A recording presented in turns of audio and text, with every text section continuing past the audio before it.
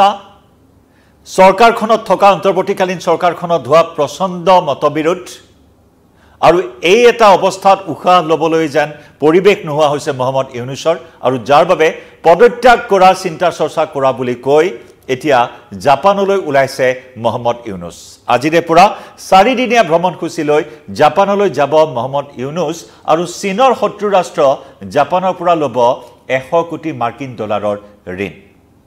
নমস্কাৰ প্ৰিয় দৰ্শক মই জয়ন্ত মাধৱ গোস্বামী আপোনাক স্বাগতম জনাইছো নিউজ 18 অসম নৰ্থইষ্টৰ ডিজিটেল লাইভলৈ ৰাজনৈতিক অস্থিৰতাত এতিয়া হাবুডুবু খাইছে মহম্মদ ইউনুছে এফালে ৰাজনৈতিক অস্থিৰতা আৰু আনফালে অৰ্থনৈতিক বিপৰ্যয় এফালে অৰ্থনৈতিক অচলাৱস্থা আনফালে ৰাজনৈতিক অচলাৱস্থা সকলো ফালে এতিয়া হলঠেকত পৰিছে মহম্মদ ইউনুছ চৌদিশে অৰাজকতা মাথো অৰাজকতা অৰ্থনীতি ইতিমধ্যে ভাঙি পৰিছে বাংলাদেশৰ শেখ হাসিনাৰ বিতৰণৰ পিছত বা শেখ হাসিনাৰ দেশান্তৰিত হোৱাৰ পাছত প্ৰাক্তন প্ৰধানমন্ত্ৰী শেখ হাসিনাৰ দেশান্তৰিত হোৱাৰ পাছৰে পৰা বাংলাদেশৰ অৰ্থনীতি তছনছ হৈ পৰিছে বাংলাদেশৰ এতিয়া কৰ্মচাৰীসকলক দৰমহা দিবলৈ সক্ষম হোৱা নাই মহম্মদ ইউনুছ মাহৰ পিছত মাহ ধৰি দৰমহাৰ পৰা বঞ্চিত হ'বলগীয়া হৈছে চৰকাৰী কৰ্মচাৰী যাৰ বাবে এতিয়া ৰাজপথলৈ ওলাই আহিছে কৰ্মচাৰীসকল প্ৰাপ্য বিচাৰি দৰমহা বিচাৰি ৰাজপথত আন্দোলনত নামিবলগীয়া হৈছে চৰকাৰী কৰ্মচাৰী এয়াই হৈছে বাংলাদেশৰ বৰ্তমান অৱস্থা বাংলাদেশৰ বৰ্তমান পুতৌজনক অৰ্থনৈতিক অৱস্থা তাতে আকৌ ভাৰতে সকলো দুৱাৰ বন্ধ কৰি দিছে বাংলাদেশৰে বাণিজ্যিক সম্পৰ্ক সম্পূৰ্ণৰূপে সেট কৰিছে ভাৰতে বাণিজ্যৰ যিসমূহ পথ আছে উত্তৰ পূৰ্বাঞ্চল বা অন্যান্য স্থান পশ্চিমবংগকে ধৰি উত্তৰ পূৰ্বাঞ্চলৰ যিসমূহ স্থান আছে বাণিজ্যৰ সকলো পথ বাংলাদেশৰ বাবে বন্ধ কৰি দিয়াত বাংলাদেশৰ অৰ্থনীতিত তাৰ মুখ্যম আঘাত পৰিছে কিন্তু তৎসত্ত্বেও নাও বুৰিলে তিনৰ পৰা ননমা মহম্মদ ইউনুছৰ হঠকাৰী সিদ্ধান্ত এটাৰ পিছত আনটো হঠকাৰী সিদ্ধান্তই সমগ্ৰ বিশ্বজুৰি চৰ্চিত হৈ আছে এইবাৰ জাপানলৈ ওলাইছে চীনৰ শত্ৰু ৰাষ্ট্ৰ বাংলাদেশৰ পৰম মিত্ৰ চীনৰ শত্ৰু ৰাষ্ট্ৰ বাংলাদেশৰ প্ৰধানমন্ত্ৰী বাংলাদেশৰ অন্তৰ্বৰ্তীকালীন চৰকাৰখনৰ মুৰব্বী উপদেষ্টা মহম্মদ ইউনুছে জাপান ভ্ৰমণ কৰিব আজিৰে পৰা 4 দিনীয়া কাৰ্যসূচীৰে আৰু এই 4 দিনীয়া কাৰ্যসূচীত মহম্মদ ইউনুছে জাপানৰ পৰা বিচাৰিব 100 কোটি মাৰ্কিন ডলাৰৰ ঋণ উল্লেখযোগ্য যে জাপানৰ নিক্কেই ফোৰাম সন্মিলনত অংশগ্ৰহণ কৰিব জাপানত হ'বলগীয়া নিক্কেই ফোৰাম সন্মিলনত অংশগ্ৰহণ কৰিব আৰু তাতেই জাপানৰ পৰা কম সুদৰ হাৰত 100 কোটি মাৰ্কিন ডলাৰৰ ঋণ বিচাৰিব মহম্মদ ইউনুছে কাৰণ অৰ্থনীতি এই মুহূৰ্তত তছনছ বাংলাদেশৰ অৰ্থনৈতিক অচলাৱস্থাই এই মুহূৰ্তত বাংলাদেশৰ জনতাৰ মাজত হাহাকাৰ সৃষ্টি কৰিছে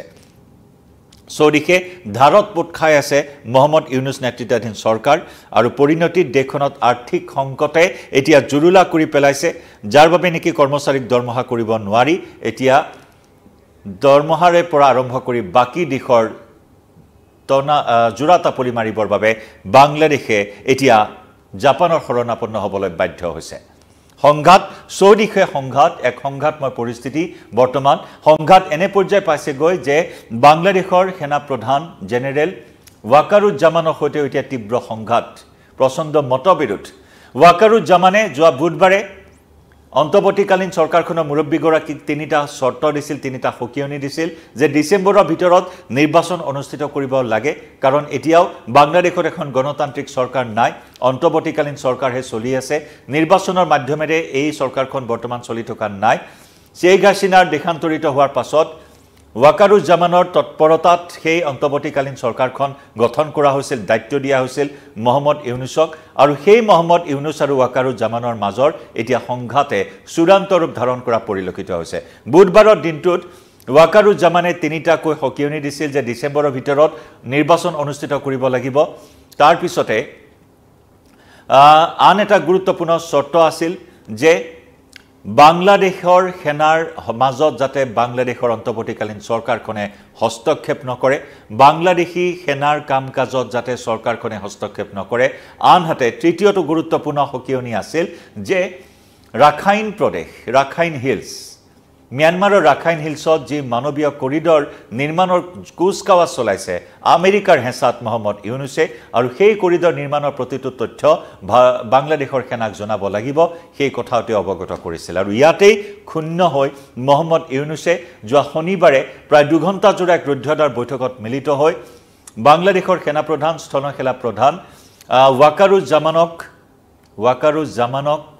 হকিয়নি দিছিল ধমক দিছিল কামত যদি বাধা প্ৰদান কৰে অন্তৱৰ্তীকালীন চৰকাৰখনৰ কামত যদি বাধা প্ৰদান কৰে তাৰ যোগ্য উত্তৰ দিয়া হ'ব ইমানে নহয় ৰাষ্ট্ৰপতিৰ ওচৰত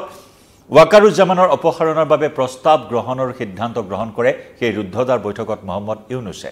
আনহাতে বিদেশ মন্ত্ৰী পূৰ্বৰ বিদেশ মন্ত্ৰীগৰাকীক সলনি কৰি পেলোৱা হ'ল অন্তৱৰ্তীকালীন চৰকাৰ গঠন কৰাৰ সময়ত যিগৰাকী বিদেশ মন্ত্ৰী আছিল সেই বিদেশ মন্ত্ৰীগৰাকীৰ সৈতে প্ৰচণ্ড মতবিৰোধ আৰু সেই মতবিৰোধৰ পৰিপ্ৰেক্ষিতত বিদেশ মন্ত্ৰীকো বদলি কৰি নতুন বিদেশ মন্ত্ৰীক দায়িত্ব অৰ্পণ কৰা হ'ল জাছিমুদ্দিনক অপসাৰণ কৰি মন্ত্ৰী আছাদ আলমক বিদেশ মন্ত্ৰীৰ দায়িত্ব অৰ্পণ কৰা হ'ল পূৰ্বৰ বিদেশ মন্ত্ৰীগৰাকী জাছিমুদ্দিনে কেইবাটাও বিষয়ত বিৰোধিতা কৰিছিল মহম্মদ ইউনুছ নেতৃত্বাধীন অন্তৱৰ্তীকালীন চৰকাৰখনৰ সিদ্ধান্ত তাৰ ভিতৰত নতুন অন্তৱৰ্তীকালীন চৰকাৰখনে যিসমূহ বিদেশ নীতি গ্ৰহণ কৰিছে